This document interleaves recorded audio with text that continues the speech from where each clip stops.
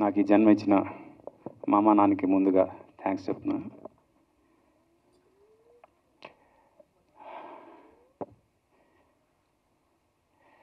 నాకేమాత్రం సంబంధం లేదు ఈ భగవద్గీతకి సంబంధించినంత వరకు. ఇది ఆయన ప్లాన్ చేశాడు. I'm just the medium.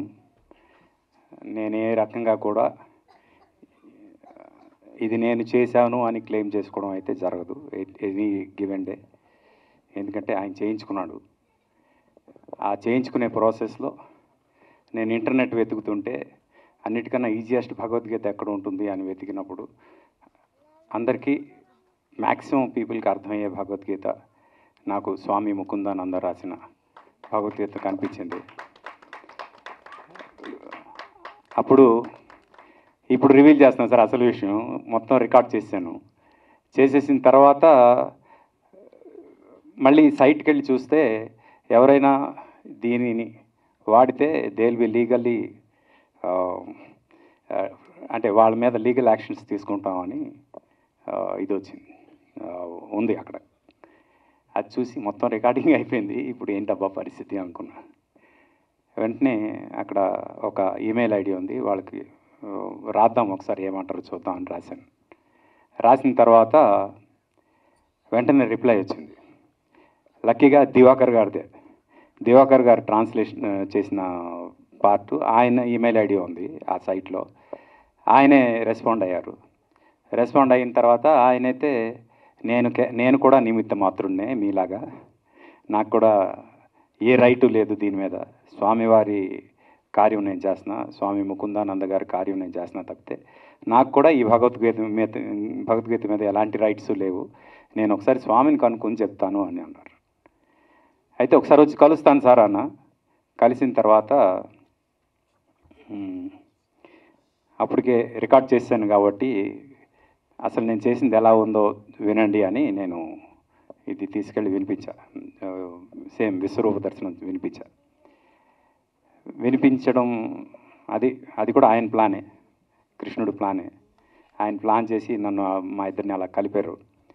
అప్పటి నుంచి we have been travelling very nicely.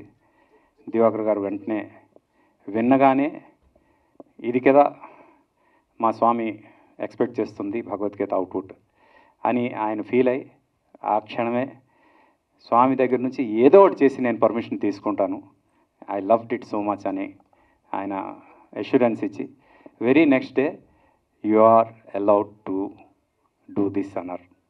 అందుకు ముందుగా స్వామి ముకుందానంద గారికి, దివాకర్ గారికి చాలా చాలా థ్యాంక్స్ సార్.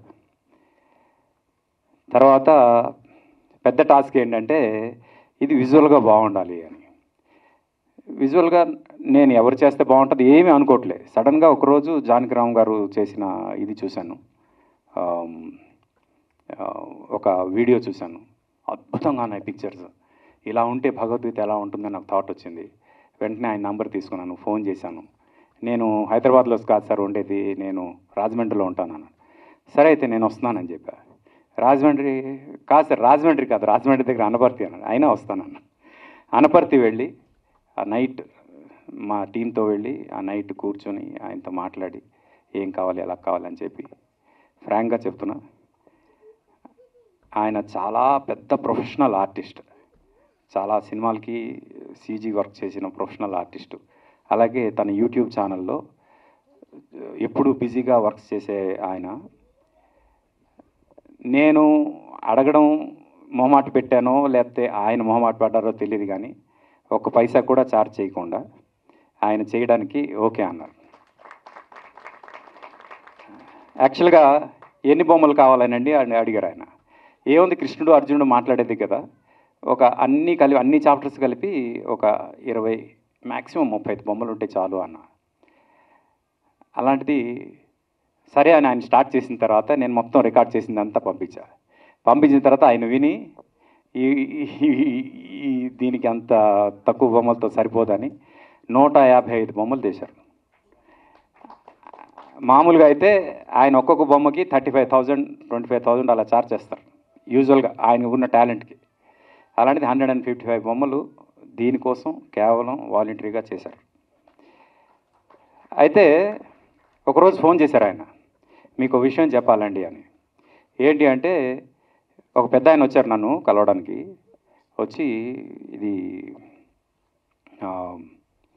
మీడియా మీడియా వారు కొంచెం ఓపిక పట్టండి, ఏం అనుకోవద్దు, సండే ఈరోజు మీరు తొందరగా ఇంటికి వెళ్ళాలి, but this is something very important. అయితే ఫోన్ చేసి ఆయన చెప్పారు, ఒక పెద్ద ఆయన నా దగ్గరికి వచ్చారు, ఏం చేస్తున్నావు అని అడిగారు. ఇలా ఆర్పి గారు భగవద్గీత చేస్తున్నారండి, దానికి బొమ్మలు గీస్తున్నాను అన్న. వాలంటీర్గా చేస్తున్నాను, అంటే ఏ డబ్బులు తీసుకోకుండా చేస్తున్నాను. ఆయన ఏంటంటే యూట్యూబ్లో ఆయన కంటెంట్ చేసి అప్లోడ్ చేస్తే దానికి వచ్చే ఇన్కమే ఆయనకి మెయింటెనెన్స్. అలాంటిది 1 month, మోర్ దెన్ 1.5 month ఇంచుమించు ఆయన మెయింటెనెన్స్ కూడా పక్కన పెట్టేసి బొమ్మలు గీస్తున్నారు. ఆ పెద్ద ఆయన వచ్చి, మరి నీ మెయింటెనెన్స్ ఎలాగా అన్నారు. ఏమో తెలియదండి, ఇది స్వామి కార్యం, చేయాలి, చేస్తున్నాను. వెంటనే ఆయన 1 లక్ష రూపాయలు ఇచ్చి వెళ్ళిపోయాడు. ఎందుకు? ఆయనకి అసలు ఏ సంబంధం లేదు, ఫైనాన్షియల్గా వీళ్ళిద్దరి మధ్యలో ఎలాంటి సంబంధం లేదు, ఎప్పుడు అలాంటి మాటలు కూడా రాలేదు. కానీ కేవలం ఆ రోజు ఆయన ఆ డబ్బులు ఇవ్వడం కోసం వచ్చి వెళ్ళిపోయారు. అది అతనిచ్చాడా లేకపోతే అతనిచ్చాడా? ఇది ఒక భగవత్ సంకల్పంతో జరుగుతుంది అనడానికి ఇది ఒక ఎగ్జాంపుల్ అండి. అలాగే నేను ఈ ప్రోగ్రాం పెట్టాల్సిన అవసరం లేదు, మామూలుగా రిలీజ్ చేయొచ్చు. కానీ పెట్టడానికి కారణం ఏంటంటే, మెయిన్ కారణం జానకిరామ్ గారే. Janakiram is not a small, అంటే ఒక యంగ్స్టర్ కాదండి. తను ఇంతకు ముందు జన్మలో చాలా పెద్ద ఋషి. ఆ ఋషి ఈరోజు వచ్చి వ్యాసుడు మనకిచ్చిన మొత్తం పురాణాలన్నింటినీ నా బొమ్మలతో ప్రపంచానికి చెప్పాలనుకుంటున్నాను అని తను ఒక చాలా పెద్ద యజ్ఞం చేస్తున్నాడు తను. అయితే తన దగ్గర ఇప్పుడు ఉన్న సిస్టమ్ ఏదైతే ఉందో ఆ సిస్టమ్ కొన్ని అంటే ఒక 1.5 decade పాతది అది.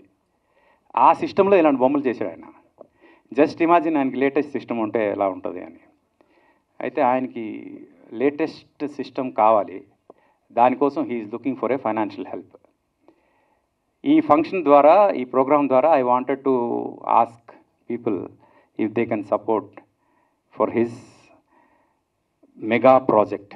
మొత్తం పురాణాలన్నింటినీ, ఇప్పుడు ఈ భగవద్గీత ఎలా చూశారో మొత్తం పురాణాలన్నింటినీ జానకిరామ్ చేయబోయే ప్రాజెక్ట్లో మనం చూడబోతున్నాం అద్భుతమైన విజువల్స్తో. దానికి మనందరం హెల్ప్ చేయాలి అనే ఉద్దేశంతో నేను నా వంతుగా ఈ వేదిక మీద నుంచి తనకి 1 లక్ష రూపాయలు ఇద్దాం అనుకుంటున్నా. అండ్ ఇది ఎందుకు చెప్తున్నానంటే, తనకి ఏ కష్టం లేకుండా తను మన పురాణాలన్నింటినీ ప్రపంచానికి అందించాలి అనే ఉద్దేశం, అంతకుమించి ఇంకేం లేదు. తర్వాత ఈ ప్రాజెక్ట్కి నాకన్నా ఎక్కువ కష్టపడిన వ్యక్తి ఎవరైనా ఉన్నారు అంటే అది మా తమ్ముడు మౌళి. ఎక్కడున్నా మౌళి రావాలి ప్లీజ్. తనకి నేను పెట్టినంత ఇబ్బంది ఏ ప్రాజెక్ట్కి పెట్టలేదు.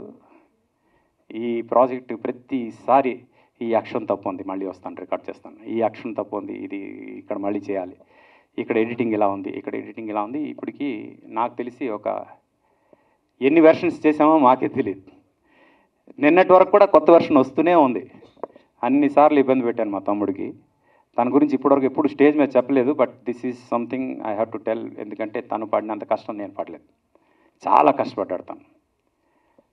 తన తర్వాత ఇంకా మిగతా వాళ్ళందరూ మా టీంలో చాలామంది కష్టపడ్డారు. మా ఆర్కే, తను టెక్స్ట్ సపోర్ట్ కానీ, తను మిగతా టెక్నికల్ సపోర్ట్స్ కానీ, అలాగే మా ఎడిటర్స్, మా రఘు, మా బాలాజీ, ఇలాగా మొత్తం అందరూ చేశారు. పోతే ఈ స్టిల్స్కి విఎఫ్ఎక్స్ కావాలంటే మా శ్రీనివాస్ వసంతాల తను సపోర్ట్ చేశాడు. అయితే ఇక్కడ ఒక డిస్క్లైమర్ ఏంటంటే, దీనికి ఇప్పటి వరకు 1 పైసా కూడా ఖర్చు పెట్టలేదండి నేను. ఎక్కడ ఏ ఖర్చు అవ్వలేదు, ఎందుకంటే స్టూడియో ఫ్రీగా వచ్చింది.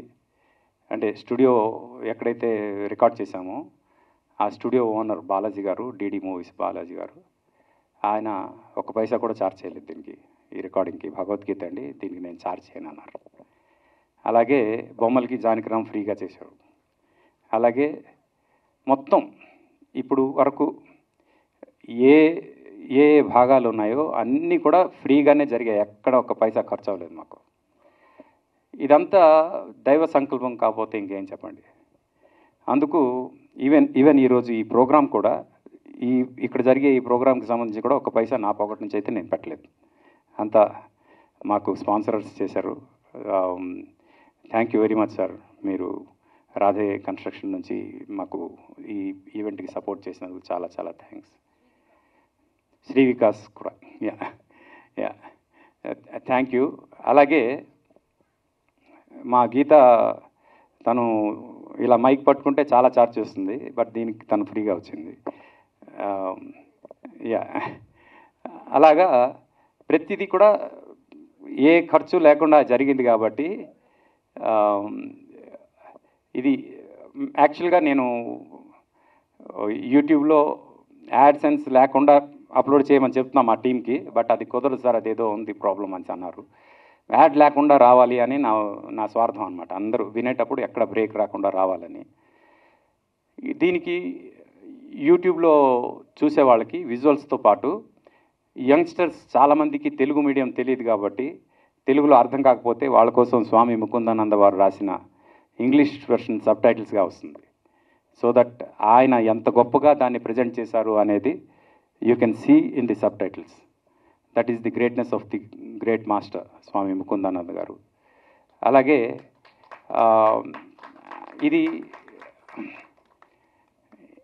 ఇది భగవద్గీత గురించి మాట్లాడే అర్హత కానీ హక్కు కానీ నాకు లేదు ఇప్పటికి కూడా.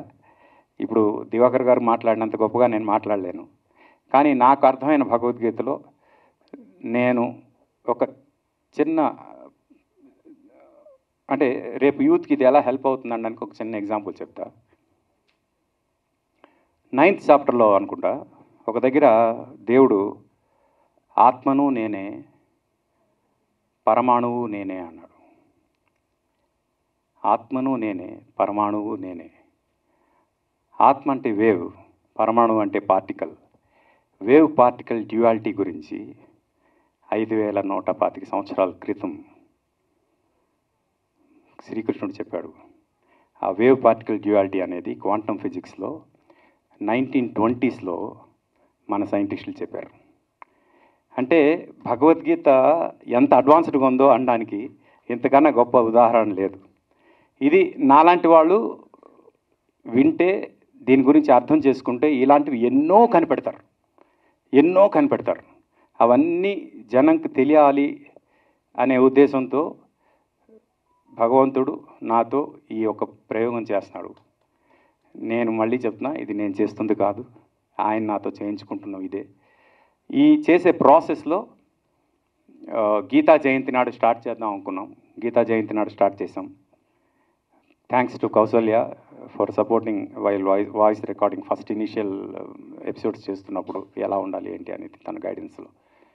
ఆ తర్వాత భీష్మ ఏకాదశి నాడు జనం ముందుకు వెళ్ళాలని ప్రోమో రిలీజ్ చేసాం. అయితే సడన్గా నా బర్త్డే అమావాస్య నాడు పడింది. అమావాస్య నాడు భగవద్గీత ఎలా రిలీజ్ చేస్తామని ఎవరు అడిగారు. భీష్మ ఏకాదశి నాడు ఎందుకు ప్రోమో రిలీజ్ చేసామంటే, భీష్మ పర్వంలో భగవద్గీత జరిగింది. అంటే 18 పర్వాల మహాభారతంలో భీష్మ పర్వంలో భగవద్గీత జరిగింది.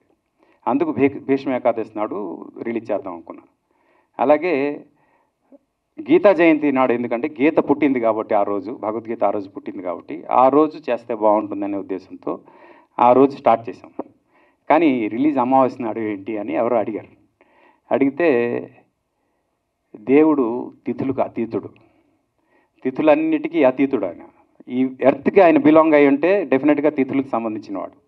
కానీ ఆయన యూనివర్స్, ఆ యూనివర్స్లో ఉన్న మనిషికి ఈ అమావాస్యలు ఇవి అవన్నీ చాలా చిన్నవి, అవి అసలు పట్టించుకునే అవసరం లేదు అని నేను అనుకున్నా. ఆయన నాతో చెప్పించాడు అనుకుంటున్నాను నేను. Bhagavad Gita is the philosophy of life అండి. మన జీవితాలని ఇందాక గీత అన్నట్టు గంగాధర శాస్త్రి గారు చాలాసార్లు చెప్పారు, భగవద్గీత చనిపోయేటప్పుడు ప్లే చేసేది కాదు, మనం బతికొండగా ప్లే చేసేది అని. నేను దానికి ఎక్స్టెన్షన్ చెప్తున్నా. భగవద్గీత మన బతుకు మొదలుపెట్టినప్పుడు ప్లే చేయాల్సింది అని. ఎప్పుడైతే మన లైఫ్ మొదలు పెడతాం అనుకుంటున్నామో అప్పుడు భగవద్గీత విని మొదలు పెట్టండి. ఐ ప్రామిస్ మీరు ప్లాన్ చేసిన ఈ లైన్ ఏదైతే ఉందో it is going to be exactly the way you want. మీరు ఎలా కావాలనుకుంటున్నారో అలా తీసుకెళ్లేది భగవద్గీత. అందుకు యూత్ని టార్గెట్ చేస్తూ ఒక యూత్ హీరో చీఫ్ గెస్ట్గా ఉండాలని విశ్వక్సేన్ని పిలిచాను నేను. ఎందుకు అంటే యూత్ని టార్గెట్ చేస్తూ చేసిన భగవద్గీత ఇది. యూత్ ఈరోజు స్వైపింగ్ యుగంలో ఏదైనా బోర్ కొడితే ఇలా స్వైప్ చేసేస్తున్న యుగంలో సంస్కృతం శ్లోకం వస్తే స్వైప్ చేసేస్తారేమో అన్న భయంతో సంస్కృతం శ్లోకాలు లేకుండా 700 శ్లోకాలు సంపూర్ణ భగవద్గీత ఎలాంటి డిస్టర్బెన్స్ లేకుండా మొత్తం తాత్పర్యం 18 అధ్యాయాలు 18 చాప్టర్స్గా మీకు ఇది చేయడం జరిగింది. ఇది ఫస్ట్ చాప్టర్ ఇప్పుడు భారవి గారు ఏదైతే రిలీజ్ చేశారో ఇది ఆల్రెడీ ఇట్ ఈస్ దేర్. అంటే ఆయన రిలీజ్ చేయగానే పబ్లిక్ వెళ్ళింది ఫస్ట్ చాప్టర్. ఇప్పుడు చూసిన విశ్వరూప దర్శనం ఇక్కడ ఉన్న వాళ్ళు మాత్రమే చూశారు. మిగతా వాళ్ళకి చూడడానికి ఉగాది వరకు వెయిట్ చేయాల్సి వస్తుంది. అప్పటి వరకు ఎవరికి ఆ ఛాన్స్ లేదు. విశ్వరూప దర్శనం ఉగాదికి రిలీజ్ అవుతుంది. ఇక్కడి నుంచి ఎవ్రీ ఫ్రైడే, సాటర్డే, సండే ప్రతి వారం 3 చాప్టర్స్ రిలీజ్ చేస్తూ ఏప్రిల్ 20వ తేదీకి 18వ చాప్టర్తో మొత్తం భగవద్గీత రిలీజ్ కంప్లీట్ అవుతుంది. కానీ ఈలోగా ఇంకా తొందరగా వినాలి అనుకునే వాళ్ళకి పాడ్కాస్ట్లో ఇంకో 3 డేస్లో మీ అందరికీ మొత్తం 150 డిఎస్పీస్లో అంటే డిజిటల్ స్ట్రీమింగ్ ప్లాట్ఫామ్స్ ఏవైతున్నాయో అన్నిట్లో కూడా 150 డిఎస్పీస్లో స్పాటిఫై, వింక్, అన్నీ ఏవైతే ఉన్నాయో జియో సావన్ వీటన్నిటిలో కూడా ఇది రిలీజ్ అవుతుంది. ఇంకో 3 డేస్లో it will be live in all the DSPs. And మీ అందరూ మీ జీవితానికి దీన్ని అన్వయించుకుని ముందుకు వెళ్ళాలని, అలాగే ఎవరికైనా ఏవైనా పదాలు కఠినంగా అనిపిస్తే సబ్‌టైటిల్స్ ఉన్నాయి కాబట్టి మీకు ఎట్టి పరిస్థితుల్లో అర్థం కాకుండా ఉండదని నమ్ముతూ ఇంత గొప్ప అవకాశం అంటే దేవుడు నాకు కల్పించిన ఈ అవకాశానికి భగవంతుడు నన్ను ఇది చేసినందుకు, అంటే నన్ను ఎందుకు ఇన్ని కోట్ల మందిలో నువ్వే చెయ్యి అని ఆయన ఎందుకు అన్నాడో తెలియదు. బట్ ఆయన కోరికని నేను మనసా వాచా ప్రయత్నం చేశాను. నేను అర్హత ఉందా లేదా అనడానికి ఒకే ఒక చిన్న ఎగ్జాంపుల్ ఏంటంటే పుట్టినప్పటి నుంచి ఇప్పటివరకు నా లైఫ్లో నా నోటి నుంచి ఒక్క బూతు మాట రాలేదండి. అంత సంస్కారంతో పెరిగాను. అందుకు బహుశా దేవుడు నన్ను ఎంచుకున్నాడేమో అనుకుంటున్నాను. Thank you very much. Thanks for all the love. Thank you.